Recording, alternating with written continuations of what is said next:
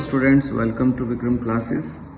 आज हमारा topic defects है और जिसमें हम दो टाइप्स कवर कर रहे हैं, शॉर्टकी एंड फ्रैंकल। ये क्लास 12 के लिए बहुत ही इंपॉर्टेंट टॉपिक है।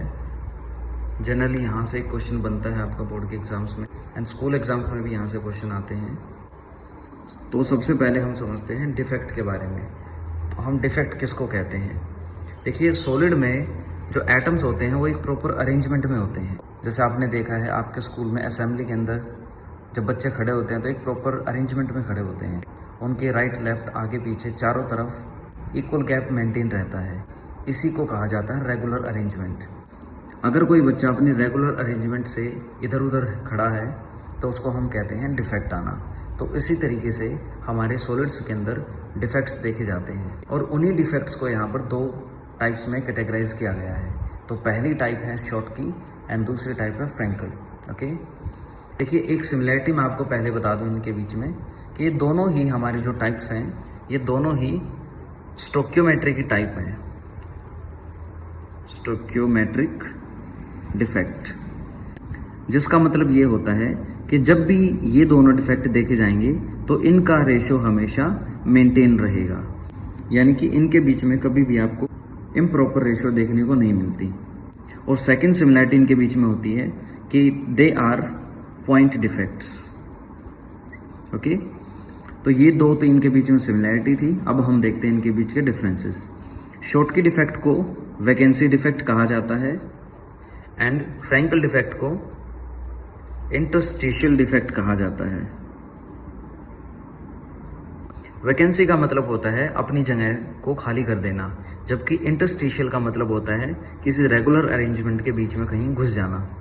जैसे असेंबली में कोई बच्चा अगर लेट आता है तो वो इधर उधर अपनी लाइन में के बीच में कहीं घुस जाता है, तो उसको कहा जाता है इंटरस्टिशियल पोजीशन। और जबकि अगर कोई एक बच्चा अपनी असेंबली लाइन से बिल्कुल बाहर चला गया है तो उसको हम कहेंगे वैकेंसी आ जाना, यानी कि खाली जगह का हो जाना। वैसे ही एटम्स के अंदर होता है कि एक एटम्स का एक रेगुलर अरेंजमेंट है, उस अरेंजमेंट में से एक एटम निकल के बिल्कुल बाहर चला गया तो उसको हम कहेंगे वैकेंसी का जनरेट होना। लेकिन हम ध्यान इस बात का रखेंगे कि यहाँ पर रेशो मेंटेन होना चाहिए, यानी कि अगर एक एनायन गायब हुआ है तो साथ में एक कैटायन का भी जाना ज़रूरी है, क्योंकि एनायन और कैटायन दोनों साथ जाएंगे तभी उनके बीच में रेशो मेंटेन हो सकता है। अगर ऐसा होता है कि एनायन चला गया लेकिन कैटायन नहीं गया तो वहाँ पर रेशो ख़राब हो सकती है, तो इसलिए वो शॉर्टकी डिफेक्ट नहीं होगा। इसलिए रेशो का मेंटेन होना यहाँ पर बहुत ज़रूरी है। तो ये तो आपने देख लिया कि वैकेंसी का मतलब सीट का खाली करना और इंटरस्टिशियल का मतलब किसी रेगुलर अरेंजमेंट के बीच में घुस जाना। So this is the first difference between them. अब नेक्स्ट डिफरेंस इन दोनों के बीच में बनेगा कि इस केस में, शॉर्टकी के केस में यानी कि वैकेंसी के केस में, दोनों पार्टिकल्स का यानी कि कैटायन का और एनायन का साइज लगभग ऑलमोस्ट अप्रोक्सीमेट इक्वल होगा। और जबकि इस केस में जो पॉजिटिव पार्टिकल है वो हमारा स्मॉलर होता है एंड नेगेटिव पार्टिकल यानी कि एनायन हमारा लार्जर होता है। अगर दोनों का पार्टिकल का साइज बराबर है तो बराबर साइज होने के कारण इन दोनों के बीच में जो गैप होगा वो स्मॉल होगा और उस स्मॉल गैप में ना तो पॉजिटिव आ सकता ना नेगेटिव आ सकता, इसलिए बीच में आने का जो चांस है वो बिल्कुल ख़त्म हो जाता है। जबकि यहाँ पर कैटायन छोटा है और एनायन बड़ा है और इन दोनों पार्टिकल के बीच में जो गैप होगा वो भी स्मॉल होगा और उस स्मॉल गैप में ये पॉजिटिव आयन आसानी से फिट हो सकता है या कोई बाहर से पॉजिटिव पार्टिकल आके इन दोनों के बीच में सेटल हो सकता है।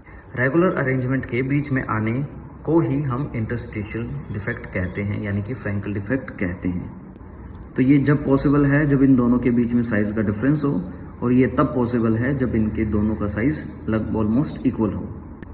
अब थर्ड डिफरेंस हम देखते हैं कि जब वैकेंसी बनेगी, वैकेंसी यानी कि ये दोनों पॉजिटिव एंड नेगेटिव आयन दोनों चले जाएंगे, तो चले जाने से क्या होगा, हमारे पास जो पार्टिकल्स है वो कम हो जाएंगे और पार्टिकल के कम होने को कहते हैं कि डेंसिटी का कम हो जाना। शॉर्टकी के केस में वैकेंसी होती है और वैकेंसी के कारण डेंसिटी कम हो जाती है, जबकि इसमें तो पार्टिकल कहीं गए ही नहीं है, ये पार्टिकल यही हैं बट इधर उधर बीच में एडजस्ट हो गए हैं, तो इसको हम कहते हैं इंटरस्टिशियल। और इस केस में कोई भी पार्टिकल हमारा मिस नहीं हुआ है, इसलिए there is no effect on density. तो ये होते हैं हमारे 3 differences between Schottky and Frenkel. अब फोर्थ पॉइंट में हम देखते हैं एग्जाम्पल। एक एग्जाम्पल जो दोनों में ही कॉमन है वो है AGBR, यानी कि AGBR में ऐसी कंडीशन है जो दोनों ही केसेस में सूट करती है। दूसरा एग्जाम्पल इसमें हो जाएगा NaCl और इसमें हो जाएगा AgCl AgI। तो बच्चों ये था हमारा difference and similarity between Schottky and Frenkel defect. तो अगर इसमें आपको कोई भी डाउट हो, कोई चीज़ समझ में ना आई हो तो आप मुझे कमेंट करके बता सकते हैं। और नेक्स्ट वीडियो के लिए सजेशन बिल्कुल भी देना ना भूलें। और वीडियो की अच्छा लगने पर उसको लाइक करें, चैनल को सब्सक्राइब करें। Thank you.